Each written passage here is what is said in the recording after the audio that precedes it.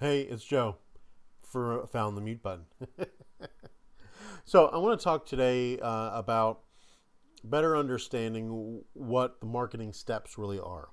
Because you have undoubtedly been approached by a bajillion different people. If I go look at my Facebook feed, it's like advertiser, advertiser, advertiser, advertiser, 20 new patients, 25 new patients, 40 new patients, guaranteed appointments, blah, blah, blah, blah, blah. And if you don't understand it, none of those are going to ever really work out well for you. So we're going to dive in just a second. I'm going to share my screen with you so that we can better understand what the steps are and why you should be taking them. I help a lot of doctors better understand their marketing so they can make better decisions, particularly about how to do it themselves. So you don't need to pay an agency or a random online person thousands of dollars a month. So let's do that. I'm going to flip on over to my screen here. Boop. And what I'm showing you here's what I wanted to look at first. So this is what you are probably used to, right? This is your new patient process. Most new patient processes look like this. So we have our, somebody kind of comes in the door, got our new patient exams. That's our visit one. We have our second visit. That's where we do our report of findings, right? We go over all of the exam results, let them understand kind of where they are and what's going on. Then we talk about our signature care program, how that works. We walk them through it. Here's the visits you need. Here's where you'll get, blah, blah, blah, your costing, etc. And we get them to make a decision, right? So this is our little decision arrow here. I'll make this green because it's a decision. And they're going to commit to care. Yes. Boom. High five. We've got a new patient in the house. So what we want to do then is go about your care program, right? Whatever that looks like. On and on and on. At some point, you're going to get to where you need to do another evaluation, right? Chart progress. Some do that with every visit. Some do that every 6. Some do that every 6 months. Obviously up to you. And then the process kind of restarts itself from here, right? Like we kind of run back over to a new care plan presentation. Get that out of the words there. There we go. So that the old circle of life just kind of reboots and we get going again. So this is something I can't help you with. Okay, if you've got challenges in this, you need to work with a coach like Russ Rosen, somebody who can really help you better understand how to optimize this flow. Because once you get this kind of water flow process going, then, with the care plan presentations after the reevaluations, you're able to generate patients who are going to stay around longer.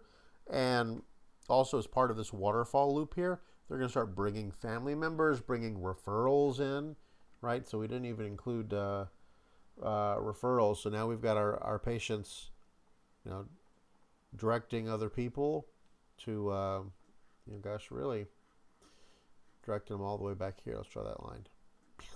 Now it's in the way. So let's drag it out of the way. There we go. Whoa, that's really out of the way. Okay, I'm going to just not mess with that.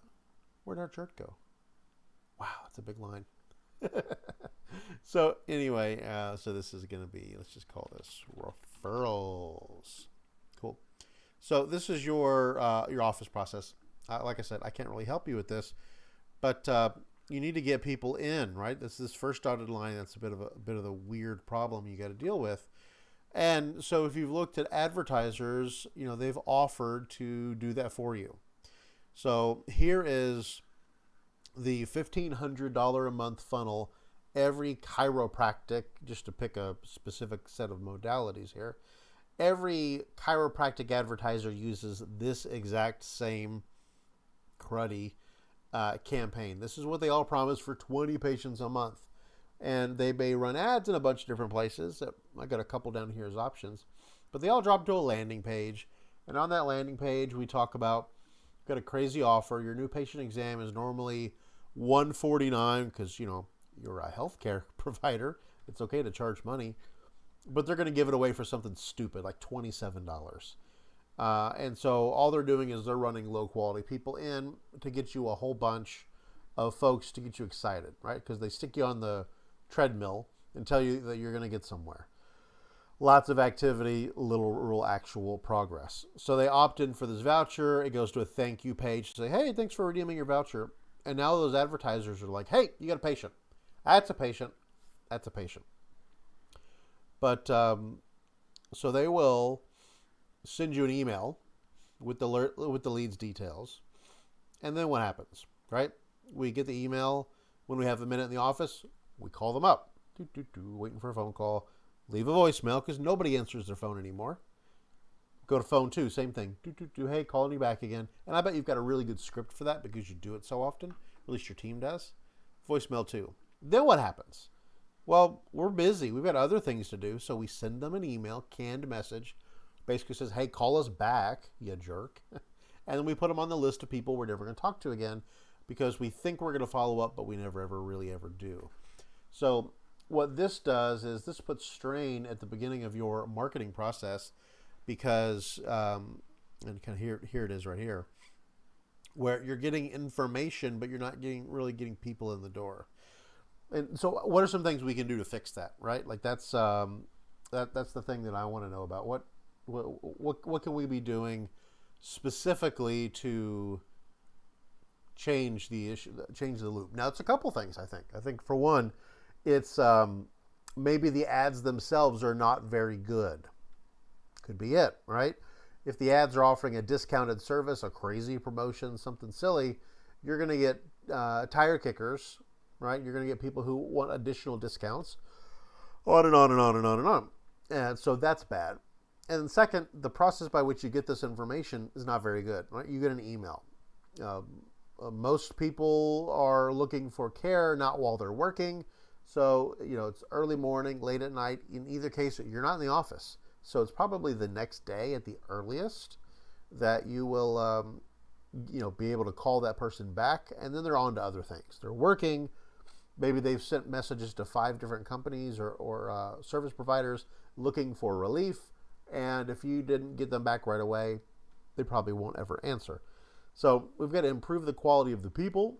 And then we've got to improve the quality of what we do with them. So that second part is automation, right? Like you really need a system that's going to make it easier for you to streamline what you're doing. And so here is the my evergreen marketing machine. And this is literally the one piece of software you need other than your healthcare record system to run your practice. And in here, I have automated appointment scheduling. I have the marketing funnels that you can build for yourself, run your website in here. But most importantly, there's a lot of automation so that when somebody, we can go into triggers here, and when somebody does something, so let's say we're going to get a new appointment interest from Facebook. I'm just going to go ahead and just flesh this out a little bit. So what happens, right? So when we go to Facebook here, so when a lead comes in from Facebook, and we can pick the form that they're going to use. Now, this is for my business, so you wouldn't have a marketing consult request. You'd have a new patient request. Things can happen, right? So we can create an opportunity in our pipeline. So this is a lead, so that we can track that person in our funnel. That's going to be important. And then we can go ahead and add them to a marketing campaign. So maybe right away, we want to use the campaigns tool over here. Here, I'm going to close that out just real quick and hit save. So we can go into a marketing campaign, and we can create a campaign, and we can call this new patient appointment interest. And this is going to be all the different ways I can engage with someone. So if it's a Facebook lead, I can send a Facebook message right back to them, and I can say, hi, first name, this is Dr. Joe's office. We saw your request for an appointment. Here's the best way to get that started. And we'll put a link in here. Let's see. So I would put in, these are just my links, but I'll just link that one right there as an example. And then Dr. Joe's team, save that. And that's going to send out 1 minute after they come in as a lead. And then maybe we'll text them, and we're going to say, let's see, hi, first name, This is Dr. Joe's office. Yes, I see I misspelled that. That little space bar got a hold of me. And we want to get you in for an appointment as soon as you're able. Here's the link. And we can use that link again. Pop it right there. And I want to send this at a custom time. I don't want to text someone at midnight. So let's go Monday. So 8 to 5 is actually, you know what? Let's go a little bit later than that. Let's maybe go like 8 o'clock. I feel like 8 p.m. is a decent like cutoff for a text message. And then, and you get it. We can do a bunch of things. Actually, here with voicemail, this is kind of neat. We can skip calling them and just dump a voicemail on their phone. So as the doctor, you could record a message. Hi, this is Dr. Joe at Dr. Joe's office. I saw you wanted to come in, and I'm really excited to be able to see you. I have online booking that's probably the best way for you to come in. So check your email. I'm going to send you a message real quick. Or you can go to drjoeswebsite.com and hit the schedule button there. Either way, if we don't hear from you by tomorrow afternoon, we'll follow up and send you another message. Thanks. So we record that once, and it just drops right onto there. So then we're going to follow up with maybe one more text message. By the way, text messages work so much better than emails. When you have a mobile number, is Joe with Dr. Joe's office following up. We didn't hear back from you yet.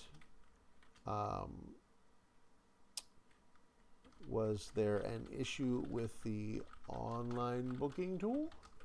How can we help? On and on and on, right? Now I said the next day, so we're gonna wait. Let's maybe wait 12 hours here before that kind of a message goes out. And then we can send emails and texts. We can leave tasks for our team. Blah blah blah blah blah. All sorts of good stuff. So now I've got my campaign here, and when I go back to my triggers, let's see, where's that trigger? New appointment interest for Facebook. So I'm gonna put them in my pipeline so that I know I can follow up with my team, and I'm going to add them to my campaign. There we go. So now I don't need to email the office with an email saying new patient coming in, because they're going to go on the tracker, and all these things are going to happen automatically. So at this point, I don't know that you really need to do the old get the email, blah blah blah, because the system will just follow up for you. It'll send those text messages, voicemails, emails, Facebook chats, etc. And then if they reply, you do get a notification for the conversations tab. Let's see here. Let me hit the little save button there. Let's go back in here and look at the conversations tab. So we'll go here, and let's just pull up old Joe here. There we go. So in this conversations tab, we would see a message in here, and then we could respond, text or email or Facebook, etc. But it's all in one spot. And then you have your business dashboard that shows you all of your analytics, etc. But having a tool like this is going to help you master this in your office. But this set of shenanigans, don't rely on this. You can build a really simple offer. Like, you can run ads to go to a page to be able to book an appointment. Don't discount your services, by the way. I don't know why so many advertisers are dead set on just gutting your prices for people to come in. If it's $27 to see you for a new patient exam, that's exam, consult, health history, blah, blah, blah, and that's like less than $30. And then when we're in the when we're in your process and you get into the report of findings in the care plan presentation, what's that going to really feel like when they go from $27 to get all the data, and then you want to do 18 appointments over the course of the next 45 days at a cost of $79 a session? You've gone from $27 to close to $1,000. There's nothing wrong with that $1,000, by the way. That's a good place to be. It's that initial 27 that just makes this giant jump now for people. That's probably why right around this time is when you're getting people going home to think about it. And like I said, not my area of expertise. Russ Rosen is the guy to talk to about this stuff. I'm the guy to talk to about this stuff because I help make this make more sense. So does that make sense? I want to make sure that you're better understanding what we're doing when we're looking at ads. That just letting someone run Facebook ads for you isn't going to necessarily grow your business.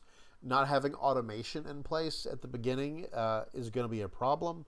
And you're going to want to be able to go and grow effectively by having tools in place that take the pressure off your team and give you a really simple report to be able to track how many leads are coming in, how many of those are becoming patients, how much money did you spend, so you can get a cost of patient acquisition.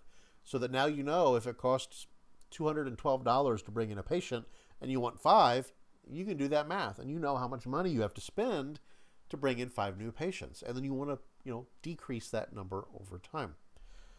I hope that's been helpful. I'm gonna let you go, but next time we'll look at another aspect of marketing that may give you a lot of trepidation, because I want you to understand this stuff so that whether you hire someone else to market, whether you invest in automation like mine, whatever you end up doing, that you understand it. Because once you understand it, then you can control it. And once you control it, you can optimize it. And that's really where I want you to be. Okay, I'm going to let you go. I'll see you soon.